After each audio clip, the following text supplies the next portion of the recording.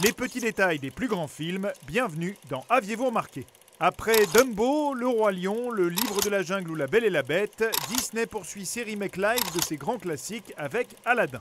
Pas vraiment adepte du copier-coller, le film réécrit un peu l'histoire et glisse de nombreux clins d'œil maison. Alors c'est parti pour les détails et références cachés dans Aladdin version 2019. Attention, spoiler. À chaque Disney, son Mickey. Pas d'exception avec Aladdin qui s'amuse avec la forme de la célèbre souris dans les ornements du palais du sultan.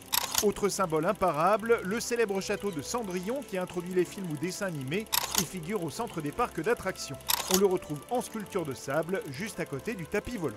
On reste à Disneyland avec la mention d'Adventureland sur la carte revue et corrigée par le génie. C'est la section des parcs où se trouve l'attraction Aladdin aux États-Unis, ainsi que le point de rencontre de Jasmine et de son bien-aimé. Et lors de la chanson Nuit d'Arabie, on peut voir des lanternes volantes qui rappellent celles de Réponse. Pour passer inaperçu au royaume d'Agraba, le génie se crée un rutilant costume.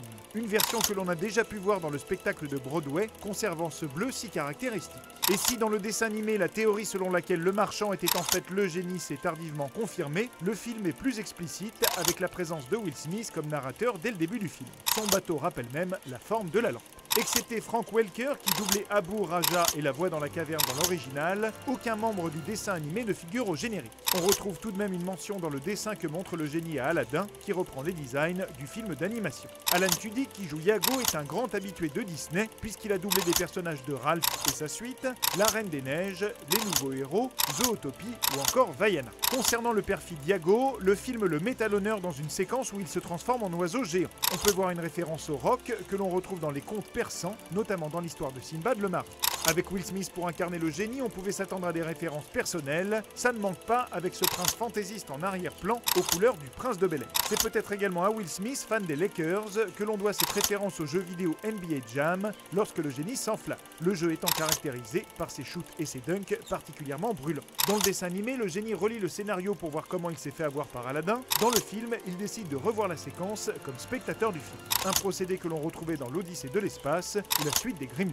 Plus explicite, une référence à un film non produit par Disney, Jurassic Park. Quand Aladdin débarque à dos d'éléphant, on peut ainsi voir l'eau trembler dans des coupes, de la même façon que le signe annonciateur du T-Rex dans les films de Spielberg. Enfin, quand le génie propose à Aladdin de le transformer en valeureux guerrier, c'est une version très musclée puisqu'il s'agit de lui donner l'apparence de Stallone dans Rambo 2. Mais ça, bien sûr, vous l'aviez remarqué, non ?